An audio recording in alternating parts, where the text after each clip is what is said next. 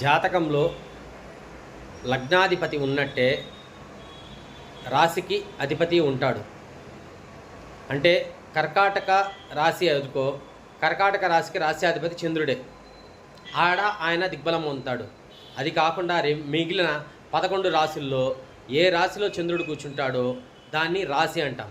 ఇక్కడ ఏం జాతక విశ్లేషణకు వస్తున్నాము అంటే, ఏ రాశిలో ఉండాడో ఆ రాశ్యాధిపతి చంద్రుడు కలిసి ఉంటే అది మొదటి రకమైన యోగం.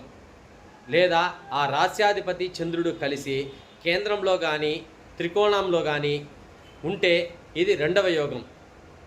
దీనివల్ల ఏమి మనకు లాభము అంటే, వీరు ఉద్యోగంలో కానీ వ్యాపారంలో కానీ వీరు స్వశక్తితో పైకి వస్తారు.